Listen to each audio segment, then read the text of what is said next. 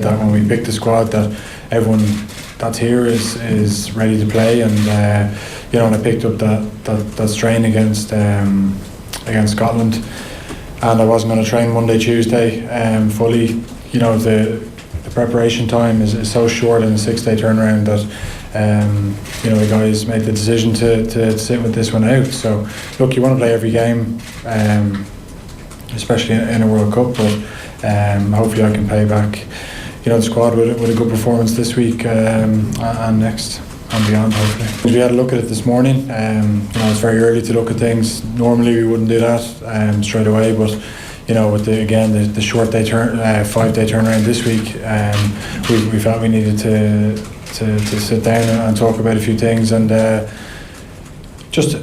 it wasn't one thing. Discipline was obviously a big thing that we don't normally do, and we seem to get any marginal decision we were on the wrong side of it, which is fine. We looked at those penalties today, and they can be penalties, so we've got to look at ourselves there and say that discipline wasn't good enough.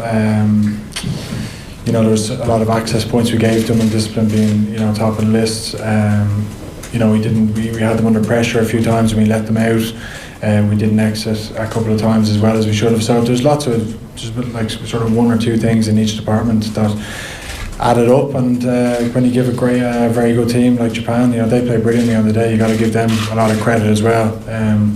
But I thought the boys started really well to go 12-3 up. We couldn't have asked for much more in the first 20-25 minutes, but then those errors and access points just crept in. They sure did. Johnny Sexton there speaking this morning. In studio we have Malcolm O'Kelly. You're very welcome. Good to have you. Thanks very much. What the hell happened? Certainly, he wasn't following the script. It was a tough and a bad day and certainly for people watching. It wasn't great. What can I say? Where do we start is the question. Brian O'Driscoll with us as well. Hello. Hi there. Thanks for making some time. Appreciate it. So first 20 minutes, things seem to be looking reasonably well. Your thoughts as we neared the 20-minute mark and Ireland were 12-3 up, Brian? Yeah, obviously thought we were in good shape. Played a lot of really good rugby. It was pretty fluid. Took our opportunities well. Played those penalty advantages brilliantly well. Jack Carty had some beautiful touches. But we were coming up against a pretty ferocious defence. But we were biding our time, and we were doing the simple things quite well. Incredibly encouraging early on. You don't win any test match in the first 20-25 minutes. But to have a 12-3 lead at that stage was very satisfying for the amount of work and endeavour that had gone in. But unfortunately, it kind of started unravelling after that. And as you could see, big swing moments when they went in their favour, you could feel them getting energised and just sapping our energy a little bit. And we just never really got going from there. Your observations on the first 15-20 minutes? Ireland seemed to... Jack Carty was kicking the ball. There were offloads. It looked like even a looser Irish performance. We were going well, without a doubt. Great ball carries. We were certainly winning that kind of physical battle. We had to defend as well. The Japanese were attacking incredibly well as well, so you could see straight off that the Japs were flying. And we took our opportunities. We seem to have good territory, the couple of tries we scored were off penalty opportunities. Which seems to be what we kind of revert back to. We can get tries off that. We seem to struggle to get tries off open play. I think that, as I said, the Japanese just seem to get into it more and more. I think we allowed them a little bit by just being offside, but there was a line out that we missed, and suddenly there was a crack. And I think they just got buoyed by that, and they grew and they grew and they grew into the game. I think the crowd must have had a massive effect on it. Ireland are a different team when they're playing in Lansdowne Road. Scotland, a different team when they're playing Murrayfield. And this Japanese team are a different outfit when they're playing in Japan with that crowd. And, that does count for something. And I said, the Japanese just got into the game. And it's not that we did anything, we were poor in anything. I think we we certainly dropped the ball in terms of we had a couple of opportunities. There was a line out that we missed. It was 2 line outs that we missed, one overthrow and one underthrow in two key areas. Certainly the second one, which was in their 22 in the second half. Yeah. 50th We minute. didn't even get going with it. Like if we'd mauled that could have been the end of it at that stage. We could have put them to bed. Yeah. But as the game got on, we kicked the ball a little bit more to them. We kicked the ball a little bit deeper. We allowed them to come on to us. We could not get the ball off them. And that's when you got to credit the Japanese. They were just frenetic in attack. And it just became one of those days. I think the heat, the humidity, now obviously both teams are playing that, but I felt it soaked us, and maybe the crowd energised them. It just allowed them to continue and just get on top and squeeze us. The second part of the first half, Brian, what's going on there? Like Joe Schmidt referenced a few things which he said gave them oxygen, a few penalties in particular. Did anything in Ireland's approach change massively as they ticked towards half-time? No, I think you have to give credit to the way that Japan constantly tried to play from minute one. I think we were fortunate not to concede a try after 3.5 minutes, where Matsushima had that kick through, and Matsushima actually overread it, tried to run across Stockdale's path and should have just gone direct for the ball. So, they should have scored a try early on. So they began the game pretty well themselves with a lot of intent. I think for me, it was just we lost the pressure points. And the first one the first big one was that scrum on 35 minutes where it looked as though we were in control with the ball at CJ's feet. And all of a sudden, we I don't know whether we got complacent in the scrum or thought it was a foregone conclusion. And they had a second surge, and that, they won the penalty. And it completely pumped them up. You saw how long they must have celebrated for 10 seconds after the penalty be given. Every back coming in, congratulating their front row and their second row, and those things are huge moments. What looked like it was going to be an Irish penalty would have been 15-6, maybe looking to go in at half-time. All of a sudden, it gives them an opportunity to relieve pressure, head up the other end of the pitch, and pick up 3 points. So. Games, close test matches are all about pressure points, and they definitely, won their ones. And there are other ones in the second half where, that line out that Mal was talking about. We won a penalty, decided not to kick it from 40 metres out. Fair enough, it mightn't be on Jack Carty's range. Kick down, and it's about squeezing them then. And then we, an underthrow from Rory, and they were able to relieve pressure. So. You've got to build momentum against any side, and they didn't play like a tier 2 nation.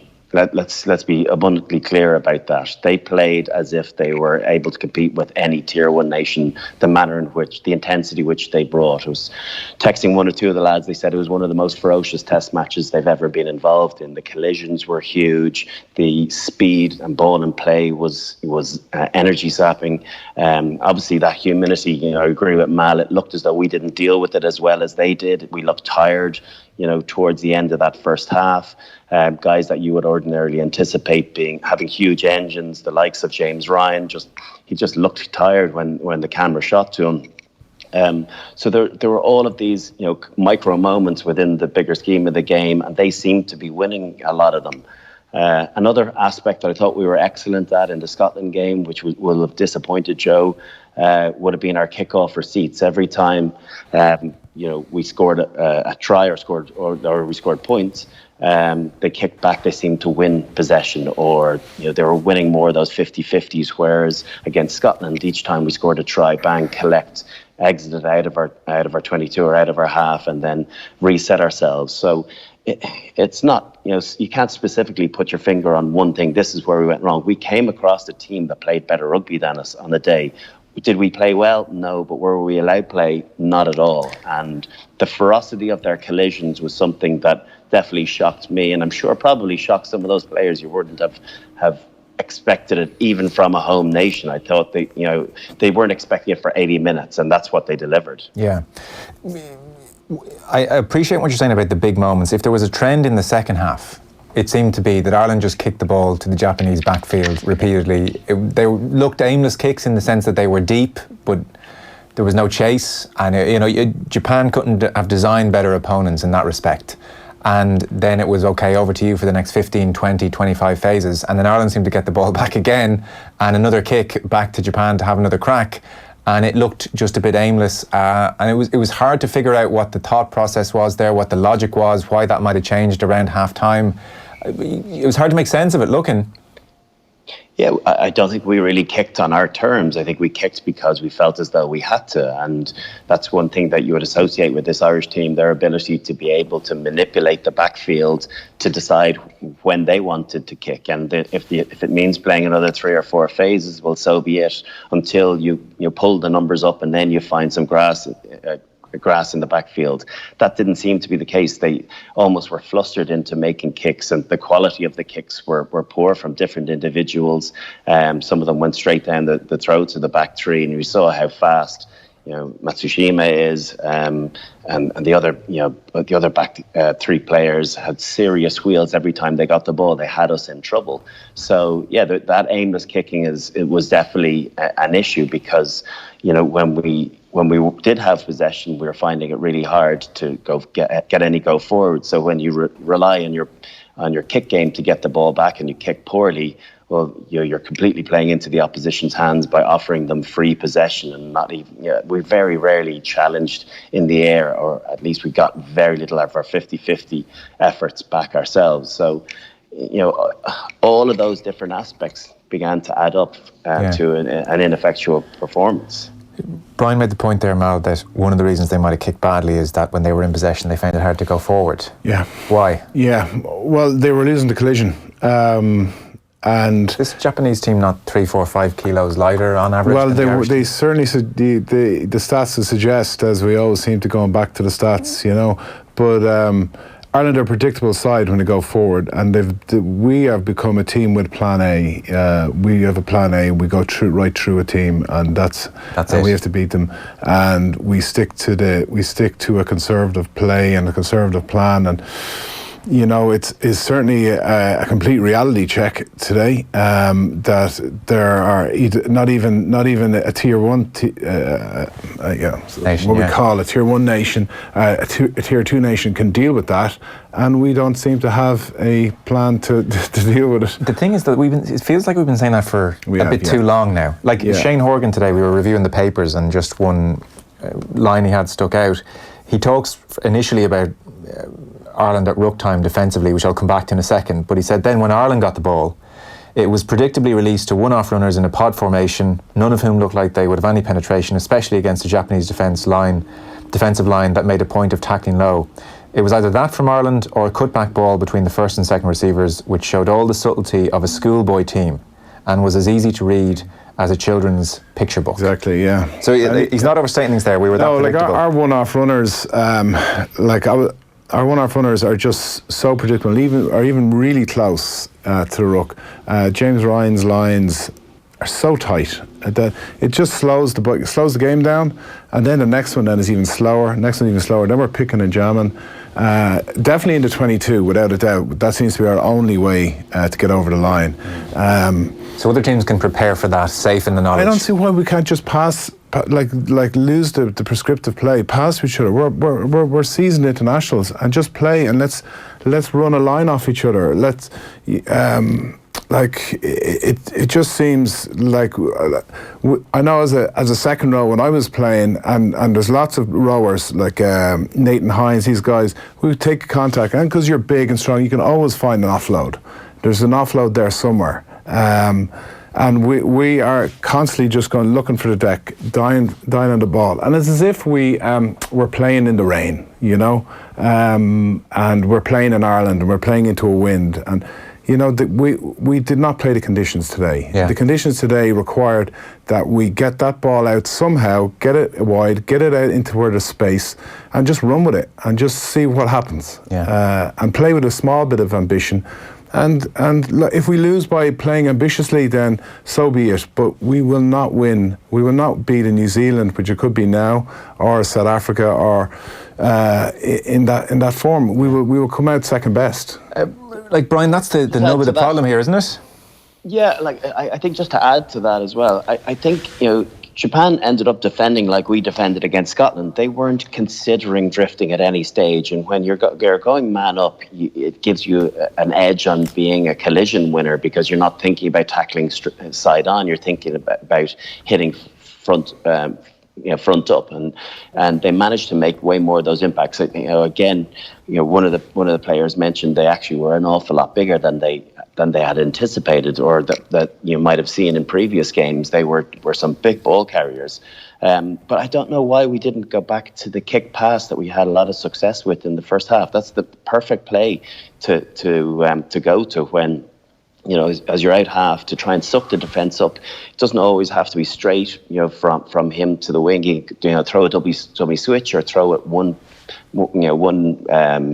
place out, and then kick pass across. We saw the brilliant exit play in the first half with Keith Earls. We must have gone up 40 or 50 metres up the pitch, because, with a beautiful kick pass. We saw the success they had with the Gary Ringrose one, where the Japanese winger was completely flummoxed and turned his back on the ball. So we'd had some success there. When you have some success with the play, it doesn't mean, we've used that once or twice it won't work again. Keep going back to it until they're able to modify their defence to counter it. And I thought we came away from that, and the aimless kicking, when it was kind of halfway house between Gary Owens and trying to get some distance. Use what's going well in the first half and the second half as well. Do you find that very surprising? Confusing. It seems incredibly surprising when you lay it out in those terms, and there are experienced voices on the pitch who might have said, "Hang on, actually, Jack, that cross kick was working beautifully in the first half. We haven't done it in about 15 minutes. Let's throw a few in and give the nod to Keith Earls or Jacob Stockdale, and let's do it." That almost seems inexplicable. That responsibility is just solely on Jack's shoulders. We talked before on the show about, when I was on with Raj a number of weeks ago, we talked about the eyes of the 10 have to come from 12, 13 and outside. That's what I was saying, that others didn't say it to him. That others didn't say, why are we not doing that? Yeah, he's got such a focus on getting the ball and organising what's coming next. You've got to understand where the space is from a 12 or 13 perspective, and whether that message was being relayed in or not, I'm not sure. But it was a really strange one that I couldn't understand as the game went on. Why they didn't continually go back to it, because Japan were having so much success. There's one or two other occasions where a brave long missed pass would have been the ball, and Jack Carty had a great 30 minutes, and then he probably didn't get the quality of ball that he did in the first half hour, in the second half hour before he got substituted. But I think there's certain occasions out there that if you put Johnny Sexton in the quarterback position, he would have picked the pass. There was one occasion kind of in the second half where, again, Japan flew in and Keith Earls was right out on the touchline, and we've seen Sexton whipping those 15, 20 metre passes, almost like a kick pass, but obviously out of his hands, and right in front of wingers many occasions. He's capable of doing that. Whereas again, Jack's new to the international game, less time. He got closed down himself on that occasion. So I suppose that comes with a little bit of experience and a little bit of know-how as well. But I definitely, when you're playing against opposition on the top of their game as well, you need your best players pulling the strings, and Jack Carty is not Johnny Sexton. Conor Murray had an off day. When was the last time you've seen Conor Murray giving away 3 penalties in a game? So when those things are going against you, and you've got opposition absolutely buoyant by a crowd pumping them up, and they're playing the best rugby that they have in them, well, of course you're going to be up against it, and that was the reality of where we found ourselves. Well, what people might find frustrating or confusing is Brian referenced the line speed there, rushing up on Ireland and making things a bit difficult. It's not a dissimilar story to what Ireland might have faced at the Aviva in Dublin against England. Correct, This is not an ambush anymore. They should have been anticipating facing this at this World Cup, and actually that they were still reduced to one-off runners and then not kicking in their terms. You'd have to wonder, well, What's been going on in the last 6 months in that regard? Yeah, like I would have almost put my house on the fact that they would have had a strategy in place for this, and that Joe was keeping it very hush hush and didn't want to give it away, and because of the manner of the way rugby is researched now. Again, yeah, so disappointing. You can imagine you could have had a winger coming off one of the centres, coming inside, or something, someone coming on at a real pace. Even so, I looked at the Australian Welsh match, and James O'Connor and Karevi were able to slice through that straight up defence, and teams are doing it. And we have the skill set, and we're a tier 1 nation, ranked number 1. Like, if we want to continue to be and continue to go on an upward curve, we have to keep developing our game. Why would you think it's not happened? I don't know. Like, it obviously comes from the top in terms of regards to Joe. And all I can do from my own experiences, I know we're working with other coaches, maybe Eddie O'Sullivan, is that they just become more and more conservative with their approach, and they stick to what works for them and what has worked for them and keeps them in games and has kept them in games for so long. And the plan they probably didn't see this as being the banana skin it turned out to be, and probably just didn't see this as the game it was and turned out to be. Yeah. On the contrary, Mal, I actually, I think they really thought way more than some of us, way more than I certainly did. I think the players definitely felt as though this was, nearly is the bigger game than the Scottish game. From a few weeks out, playing the host nation, a team that had shown a good bit of promise. I think that they certainly didn't take them for granted. It wasn't a case that performance was sprung on them. I think they really felt as though that it was going to be a dogfight of a test match, and it was true to form. The one thing I will say about Japan, and listening to the comments of Jamie Joseph, he said that they've been preparing for this game for 2.5 years since this group stage has been announced, whereas Ireland have he was saying Ireland have been preparing it for the last 6 days. That's not the case. They've obviously put a huge amount of work into it and identified the threats and so on. But I thought the scouting that Japan did on Ireland was absolutely excellent. The Achilles heel of Ireland has always been getting narrow in defence. And watching their pod runners in particular, runners off 9, taking the ball and running to the outsides or severing the defence, not close to the ruck, but as far out away from the ruck as they could, to make sure that Ireland piled numbers around the corner. Now that does two things. It tires the legs of the players having to work harder. And if they decide to get lazy and don't do it, it means Ireland are going to be short on that side. So if you look at the score, that's exactly what they did on 2 of the 5 phases it took to get that score. They the first phase they ran directly at Gary Ringrose and committed Farrell at the same time. Straight away locked down 2 of the best defenders, 2 of the more agile defenders, and then had a little power play of their own. And then, 2 phases later, I don't know who the ball carrier was, but again, he went to the edge as far as he could, to the second last defender, making sure that Ireland ploughed around the corner. And then what happened was they got super, super tight as well, because when you're close and defending your own line, the worst place to bleed is in and around the ruck. You've got to make someone earn the right to get to the extremity, which then they took, because they saw the first 4 defenders of Ireland defending as a collective, worried about conceding close to that ruck. And one pass took them out, and then lovely hands, and who was it? Fukuoka was the one that managed to get in. I have to say, huge credit to Japan for the manner in which they scouted Ireland's frailties, because they certainly exposed them, and they managed to match them up front for physicality. And then when it came to trying to stretch them, it only took a couple of, they only scored 1 try. You were lucky not to score another breakaway, but the pressure that they put on Ireland, both in attack and defence, squeezed the life out of us and didn't allow us to play our game in any shape or form, really. On Jamie Joseph's comments, because actually he kept repeating this line. He must have done 5 or 6 different interviews where he kept saying, we've been thinking about this game for at least a year. Ireland, Joe Schmidt has only been thinking about it since Monday. it just seemed completely unfair. Like, if you can, Joe Schmidt has undoubtedly made mistakes and is not perfect, but preparation is not one of those things you can accuse him of. Because even Jack Carty, this was put to him afterwards, and he was saying, I'm really surprised to hear he's saying that, because he said numerous occasions when we've been training, and if there were turnovers, Joe would allude to the Japanese backfield cutting us up and moving the ball to width. We spoke about the threats that Japan had the whole way through pre-season. So that line that they only started thinking about it 6 days out was a bit crazy. I suppose he's just looking at the fact that Ireland had to play Scotland first, and they, for all intents and purposes, had Russia, who they thought they would always beat. Yeah.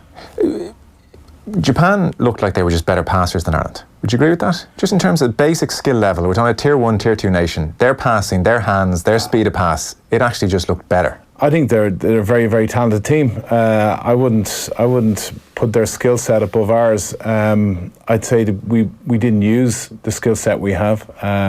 We should be growing our skill set. We have the ability to be a better team than we are playing. There's no, I believe, and that is about. How long have you felt that way? Well, I think we do need to be more ambitious, and I think we overuse our forward play. I think we really, instead of really pushing to the extremities of you go round the corner, we don't really do that anymore. We tend to kind of go from side to side. We play very narrow. I'm sure Brian will confirm this. And I don't know why we play so narrow. Maybe because we don't want to get the extremities and then don't have to face that next phase.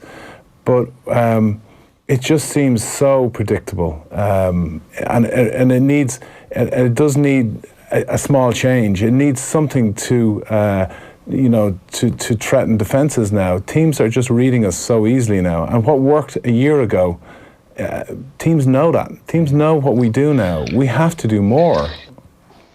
I think teams have worked out that our power plays are one of our most potent possessions. So 3 or 4 phases, if they can manage to live with us, beyond 4 phases, that we sometimes play ourselves into going nowhere, into playing 15, 16 phases, but within a 10-metre position, and then having to kick the ball. And one thing that I learned during the Six Nations, that one of the focal points for England, and they've sort of set the template now as to how to play against Ireland and defend against them, is they just left the ruck for the first 4 phases. No one was allowed to go after any ball. So you didn't see anyone trying to jackal a ball or steal a ball. No one trying to commit to a ruck. Basically, the tackler went in and tried to disrupt the ruck themselves, but everyone else fanned out. And if you're able to control and have as many of your defenders on your feet for the first 3 or 4 phases, and you can handle the strike play that Ireland are teeing up, well then that's half the battle done. That's half the job done. And Ireland then sink back into this manageable phase play, which they tend not to create a huge amount from.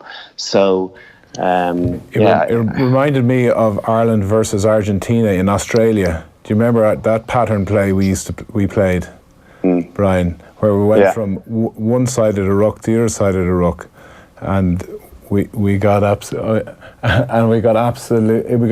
hammered, and it was an absolute war of attrition. And we're just trying to bulldoze over the team, and that's just not going to work.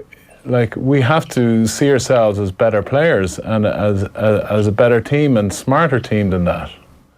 Joe, I do think that Ireland are good passers of the ball, and I don't necessarily agree with what you say about Japan look like better passes. They looked like better passes yesterday. Do you know why? Because they won the ruck. And what happens when you win the ruck? It means the speed of your ruck ball is much quicker. It means you have more time on the ball. Why? Because the defensive line can't set as quickly and can't put you under as much pressure. So they had this incredible front foot ball. If they felt as though there was a chance of getting turned over, they were popping it out of the ruck, taking chances, taking some risks that I feel as though we don't take. Yes. And it's been something that we have has been such a focal point for us over the last few years, being brilliant at the ruck. And when you are beaten at the ruck, it's like, oh my gosh, where do we go from here? And we had no line speed ourselves. So you can make any team look like brilliant passes the ball when you're not putting them under pressure. You flip that on its head as to what they were doing to us. It looked as though we had some very average passers. We look at the pressure that Jordan Larmers was put under for his intercept pass to Keith Earls. Now, it was still a poor pass from him. It wasn't going to hit his target even before it was picked off. But those sort of moments, you think about times that Jack Carty had to dip back inside or have a go himself because there was no options on for him. So they completely squeezed our passing time and so made us look a little bit average in that department. And that all came from concerted pressure, squeezing us and not allowing us to win ruck ball. And how do you get good ruck ball? By winning collisions. So the game all reverts backwards to being collision winners, and the knock-on effect of that is the rest of your game has a chance to evolve. And they were collision winners in defence and in attack yesterday, and it set the template and set the foundations for an excellent performance. Did you see the Wales match? Wales. I did, yeah. Like for me, Wales were content or were prepared to lose the physical battle against Australia. They lost. They lost in the scrum. They debatable whether they won the contact area, but for me, the difference between Wales and Australia was just the individual players. They just seemed to be prepared to win the game. Gareth Davies was just immense. They had a certain amount of strategy which they wanted to. They had to win, to mess with Australian ball, but the individuals just were prepared to be the difference. Go and do something special. Liam Williams at 15 was just incredible. These guys just played some incredible football. The game plan thrown out the window. And Ireland's flair there's no flair with the Irish team at the moment. They're stuck in this kind of rut, in this pattern. And it's, time is running out for them. Yeah, I'd agree with that, Matt. I think there is no flair. I think a lot of what Wales do and what they do really effectively is, they play heads-up rugby. They are given the go-ahead by Warren Gatland and by their coaching team to look and be the rugby players that they are. They've been picked internationally because that's what they're capable of doing. And I think that our structures are starting to inhibit us a little bit. We've got the players and the individuals to be able to break games, but the likes of Gary Ringrose has just not had any opportunity because he's not getting into the spaces where he'll cause most damage. How often do we see him on an outside break out in the 15-metre channels? Hardly ever. We're looking at our centres carrying so much ball forward to get into a particular system. I think we've got to have an ability to have a proper cut off. Simplicity of just throwing a flat one and letting him take an arc on the outside. I think those small, and then play off him. Run lines of support. I just think it's all just a little bit too contrived. We've got to try and take a few more risks, throw a few more offloads, and change the point of contact, and not have to work 15, 20 phases to try and earn a score, because it's tiring. Taking 15 phases, and we looked definitely like the more tired team yesterday. This comes back to the coach then, doesn't it, Brian? Well, yeah, and I don't know if the evolution of the game has come on as you would have hoped for. That said, it's difficult to evolve a game when you've had as much success as Ireland have had. And when you've broken all the records of any other Irish team, it's difficult to try and evolve into something completely different. The problem with having the success that this Irish team's had is you get more respect from your opponents, and therefore they give more time and energy and effort into focusing on your strengths and what you're good at, and identifying how you try and break down teams. So beforehand, I think Irish teams look at the opposition an awful lot. I don't think other teams look at the opposition. The French teams don't give the same focus to us as we do to them, and likewise England, likewise Wales. But I think now, over the course of the last couple of years, that these sides have realised we've got to really stop Ireland, and we've got to know what they're doing, and we've got to know them like they know themselves. And I think that the goalposts have changed slightly in that regard, and as a result, the lack of evolution from our game plan has meant that teams know what we're going to do, and that has stunted us, and that's kind of caught us by surprise. How possible is it, Brian? Because Mal used the phrase "time is running out," and it sure is. How quickly might it be to inject a bit of flair, a bit of risk-taking, a bit of individualism into the plan in time for a quarter-final? Is it a case of sitting around and saying, look, we're going to have to start doing a bit of this now? Or are we almost at the point of giving up the ghost? Like, that's not going to happen in 3-4 games? I don't think that's going to happen. What can happen and what can improve massively is going back to doing things that have made us successful. What's that? Is winning the advantage line. And you're not going to reinvent our game plan and all of a sudden become a different brand of team, in the next few weeks. That's not going to happen. But what was really effective against a disappointing Scotland is because we won the collisions, we had footwork laid at the line, and then the game, opened up for us. But I think they'll be very disappointed with their individual performances of how they got bullied. And it's horrible to say it, but they got actually pushed around physically at the weekend. And if you don't win the physical confrontation in Test match rugby, you are going to have a tough day at the office. You're going to be on the back foot. It's very rare that you lose the physical combat of the game and you win a Test match. So you've got to get that aspect right, and then the rest of your game can evolve. I don't think Joe's ever going to go and say, right, against Samoa, we got to take a few more risks. He's going to go and say, right, all those micro moments in the game, you start winning all of those, they'll add up to a much better overall team performance. So, all's not lost here as well. Social media is such a poisonous place at times, but geez, the negativity around. I know it's a huge disappointment, and people are calling us chokers and all sorts. We've lost a game to a brilliant performance from the host nation, but we're still in control of qualifying from this group. We can't say whether we're going to win the group or not, but we're in control. And actually, it's very, very smart, that decision to kick the ball off the field in the end, I must say, considering now the knowledge that we can get to 16 points and Scotland can only get to 15. So Johnny Sexton did media today, and you mentioned his absence on the pitch being pretty significant for obvious reasons. Even, again, I have Shane Organ's piece in front of me. He's one of many who mentioned it. He said, one shudders to think what Johnny Sexton thought about it all watching from the stands. But what was Sexton doing there in the first place? The most recent updates gave the impression he was fit enough to play. Schmidt opted for Carty to start, Carby on the bench. He says, really?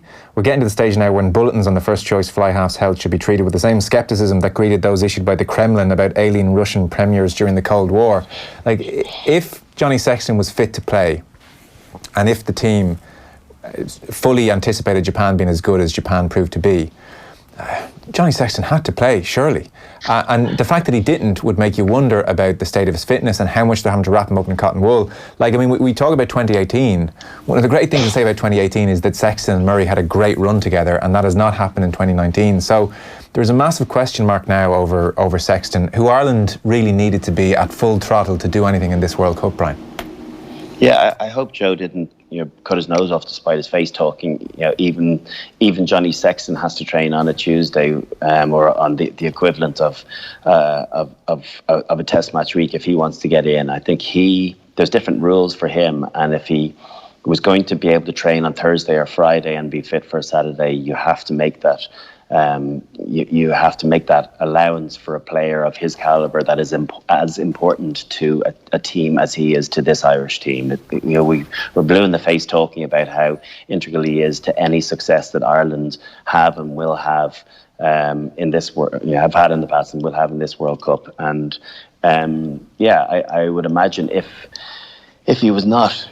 If he was less than 80% fit, then fair enough. But if he was 80 or 85% fit, and he wasn't going to do more damage, or they didn't feel he was going to do more damage, it seems like a strange decision that he wasn't selected. So, we'll find out on Thursday how bad that injury is, whether he's going to be able to front up against Samoa, because they need him. They need his guidance, they need his leadership, and they need his understanding of how best to play. I think the team feels an extra confidence when they see him in the team. I certainly always did, because he knows what he is doing. He knows his role, he knows everybody else's role, and he's the fulcrum of everything good about Ireland. So he is vitally important to this team. You know, obviously, first of all, trying to qualify out of the knockout stages, and then whatever might come thereafter.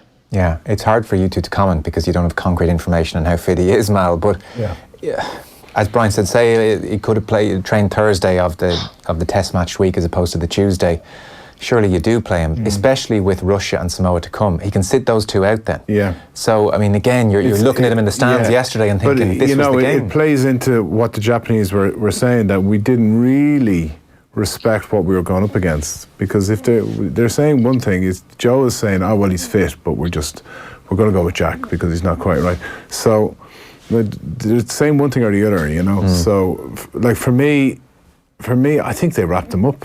I don't know. Again, I'm just pure speculation. Sure, that's all we can do at the moment. But it does look. I mean, yeah. But it was like in hindsight, it was a bad idea, because they, like as Drico said, we needed him out there today, yesterday. Yeah. You obviously haven't slept since. So you keep. No, I'm just, you know, I don't know. These morning kickoffs, they're killing me. Mal, it's Sunday. It's okay. It's okay. School tomorrow. I guess I got to let you two go now. Brian, I know you're busy over there as well. So just maybe chart the remainder here for us. So Russia on Thursday, then Samoa to come. They obviously need 2 bonus points. You sort of, I'm wary of saying anything now. You presume they'll get them, but in terms of rotation, like Rory Best, 80 minutes and then however long yesterday, amongst the forwards who are going to need a rest. Chart the plan now across the next 2 games. What do you think is going to happen? How should they approach those 2 games? Well, listen, it's a 5-day turnaround, isn't it? So certain players that got beaten up and played 60, 70 minutes, particularly the likes of Rory, would anticipate him starting? Absolutely not. I think you've got to be smart, and you would hope that Ireland will have enough, but they've taken a massive dent in confidence. World Cups are about momentum and about trying to build on the work done in the warm-up games, and we had that huge quick injection of momentum against Scotland, and now that's felt like 2 steps forward and 3 steps back with the performance at the weekend. So now they've got to go and try and generate that momentum in the next couple of games, doing something that will be expected of them, which is getting a maximum of 5 points in both games, and therefore getting themselves into a qualification place. We have to wait and see what happens with Japan and Scotland. I think it's all still to play for. Scotland will be licking their lips at the prospect of still being able to turn the host nation over. So it may well happen that we end up topping the pool still, but definitely, whatever about Russia right now, they got to focus on just getting their game right and not worrying about 5 points, but thinking about getting all those details again. We harbour on about getting the detail right, and that'll take care of the rest of the game. So, it's a tough few days for Ireland, having to wait until Thursday, but definitely an opportunity for guys to come in and get their first games. The likes of Klein and Ruddock and those guys will definitely come back in. Conway again. So expectations of big performances from them, and hopefully we might see some, the likes of Johnny and Henshaw with his first outing as well. Yeah, and a final one. Regardless of whether it's New Zealand or South Africa, Ireland are massive underdogs now. Any sense of optimism or hope about the team is quickly evaporated. Yeah, it has. And as much as I was saying after the first game that there's a few nervous South Africans. After seeing our game against Scotland, I would say they're resting a little bit easier now. But one thing that 2 weeks of rugby have taught us, that things can turn around very, very quickly. And they've got to think about getting themselves into a quarter-final, and then it's the game of their lives to try and get into this elusive semi-final. So, live in the moment, I think, as well. Let's not, me included, let's not keep, be talking about quarterfinals and, prospective opponents. Let's think about, getting the job done and putting ourselves in a position to try and top the group. Or if we end up, coming second in the group, so be it. And we'll deal with whatever opposition we come across then. But it's, I don't think there's any reason to be scared. We know in a one-off performance, Ireland can beat any team in the world, and there's no reason why they can't achieve that. And sometimes when you get a scare like they've had, kick them into gear. So that's the reaction that I'll be hoping for. And I wouldn't just be betting against them right now. Okay, we'll leave it there. We're out of time. Thanks a million. Mal, I might get you to hang on for a minute. We'll go through some texts coming through. We'll take a short break. Off the Ball on News Talk. This weekend, News Talk is getting behind the Irish rugby team as they continue their campaign in Japan. We'll be bringing you unrivaled coverage right throughout the tournament with previews and reviews, reaction and analysis, plus exclusive content from our man on the ground, Henry McKean. I'm now holding the samurai sword. This is quite sharp. And it makes that whoosh sound. News Talk, supporting the Irish rugby team in Japan. With thanks to Euronext Dublin, the new home of the Irish Stock Exchange, supporting Irish business for over 200 years. Follow it all on air, on social, and on newstalk.com.